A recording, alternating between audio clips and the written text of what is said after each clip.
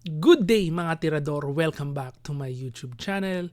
Ngayon po patuloy tayo sa pag-a-analyze ng mga games ni Super GM Wesley So sa Norway Chess. And ito po ay round 4. Ang kalaban niya dito ay Super GM Alireza Firouzja.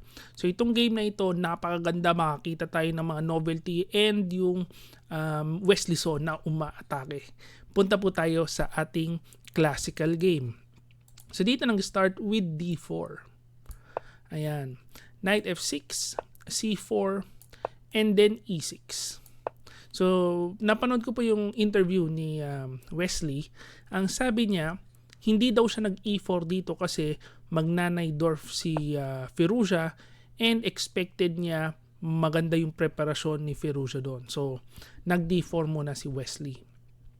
So, nag-Knight C3, D5, capture, Bishop G5, C6, E3, H6, Bishop F4, Bishop F5, and then dito nagbitaw na ng mga kakaibang preparasyon si Wesley with F3. Ayan, so nag-Bishop D6.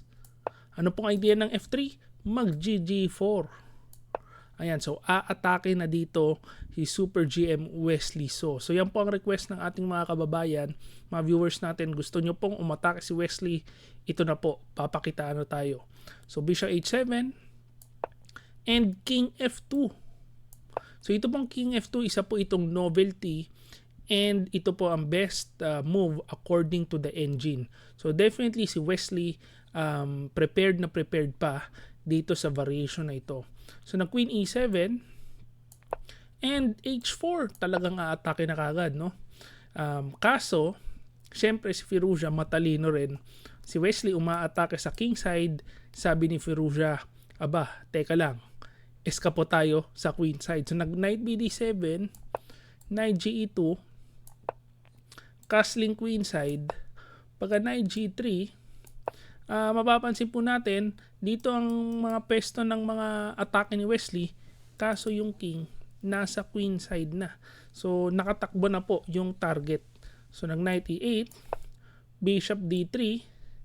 Ito na naman, simula na naman po ng palitan portion. So nagpalitan ng bishop, palitan ng kabilang bishop, Knight C7.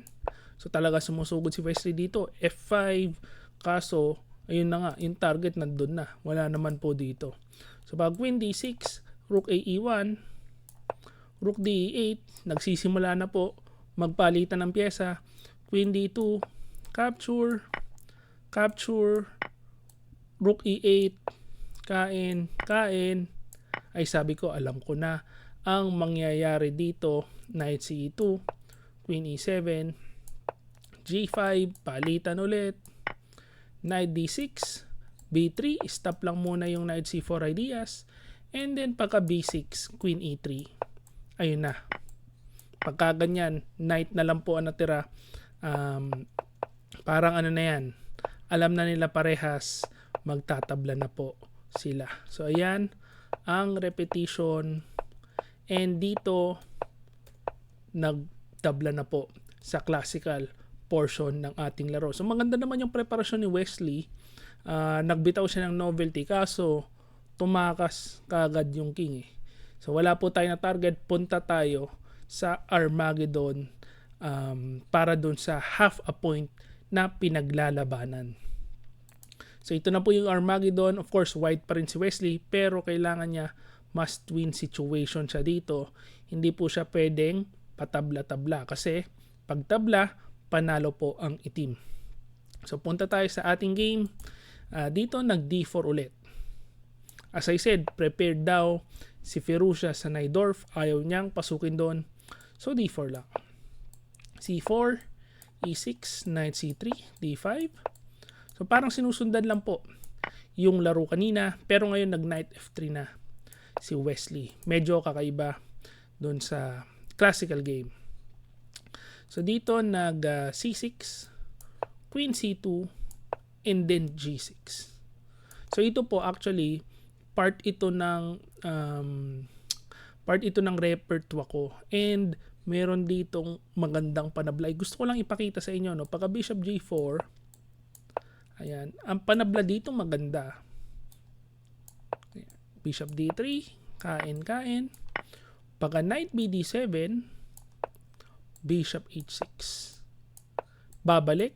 Pagka bumalik, balikan portion. So yan po, isa sa mga panabla na yan. Nagamit ko yan kay World Championship Challenger, yung Russian GM na si Goryachkina.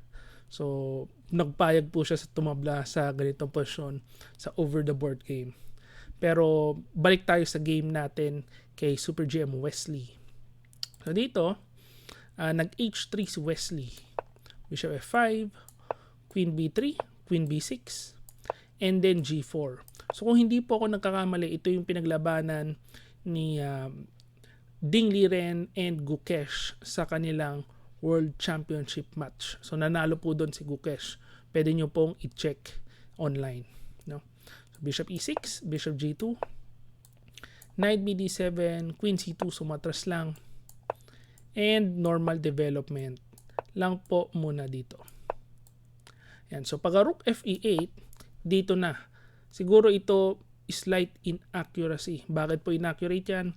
Kasi napuruhan ang bishop. So, pwede, baka mag H6 lang muna para hindi tamaan itong bishop na ito. Kasi pagka Rook FE8, tinamaan yung bishop, nakuha po yung bishop pair. Yan po ay long-term advantage. So, pagka C5, kinain lang ni Wesley. Kain. Rook D1, depensa. And then, nag-castling. So, yan po, hawak mo na ang bishop pair, talagang slight advantage ka na dito. Walang magagawa yung mga knights, lalo na kapag wala pong outpost. So, kumain. Knight B8. Queen D2. Knight D7. Depensa lang muna. Ayun na. F4. Ang ganda ng control ng center ni Wesley. So, dito, sabi po doon sa live stream, passive position na yung itim kasi wala siyang mga active breaks. So, walang pawn breaks. Hindi basta-basta makaka-counterplay. So, Knight B6. Queen F6. Knight E2. Bishop F8. May sneaky threat. So, umiwas muna. Rook F1. Bishop B4. Queen B2. Bishop D6. King H1. Knight B4. Gustong pumasok. So, Knight C3 lang muna. Knight C6, Knight E2, balikan. Knight B4, Rook D2. Rook C7, Knight C3. And then, Rook E C8. Ito na po yung critical position, critical blunder. Bakit?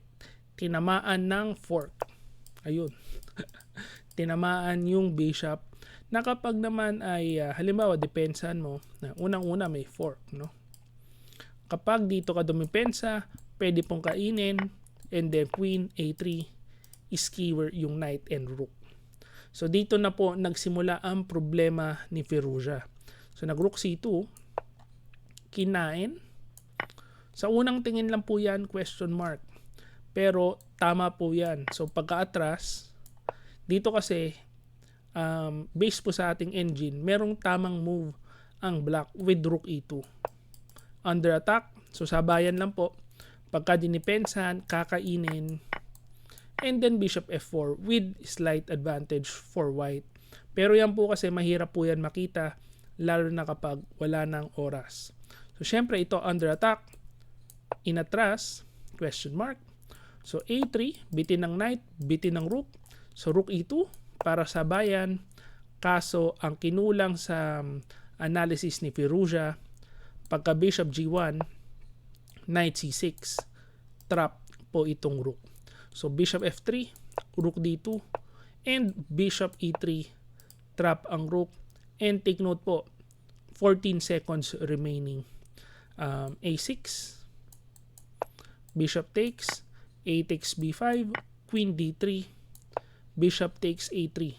So dito kasi, pag umabot ka ng 40 moves, meron kang 1 second increment. And yung increment po na yon sa over the board chess, wala pong kwenta yun eh. Kasi pag move mo pa lang, 1 second na yun. No? So wala na pong time para mag-isip dito si Firouzja. So bishop e3. And also take note, si Wesley with 2 minutes and 24 seconds pa. Si Firouzja 2 seconds na lang. So knight c8, mapapansin nyo po dito, mabilis na po ito nilalaro. Queen e2. Ito mabilis na to. Kasi pinapanood ko po ito live eh. Pero papansinin nyo po yung oras, no? Parang natataranta dito si Wesley. Ayan. H5, bishop h2. Pinapanood ko ito live. Sabi ko, ala, dumitigit na yung oras. Last 1 minute na rin si Wesley. Si Firouzja, hindi po ma-down, no? 2 seconds nakakatira pa. So, bishop g1, kumain. Knight c6, queen h3, and then knight takes d4. Ayan. So, sa unang tingin po, bumaksak na yung pawn sa gitna. Pero may magandang balak si Wesley with g5, queen g7, and then pagka capture, bumaksak yung pawn sa gitna. And dito na po, pagka king f8, capture, queen c3, may mga threat sa gilid, king g2, bishop c5, and then pagka queen f6, queen takes f6, gf6, dito po hindi na nakatira si Firouzja. Pagka knight d8 niya, na-down na po siya. So, panalo ulit si Wesley sa Armageddon. So, ayan po ang ating video for today. Unfortunately, tabla po ulit si Wesley sa Classical, pero panalo naman sa Armageddon.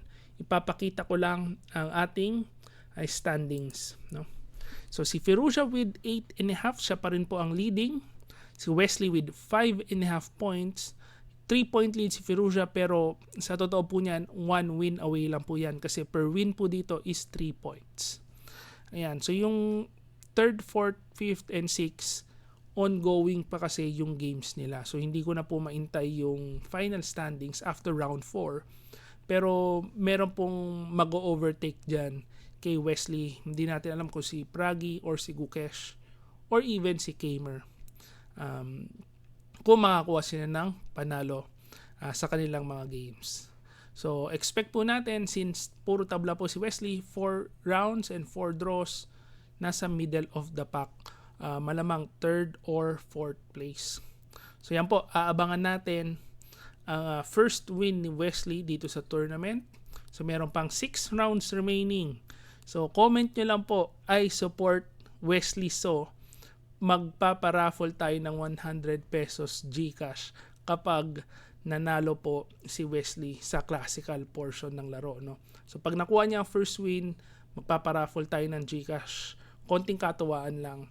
Comment niyo lang po, I support Wesley So, para sa makapasok po kayo sa ating giveaway. So yan po ang ating video for today. Kung na-enjoy niyo po yan, please like this video and subscribe to my YouTube channel.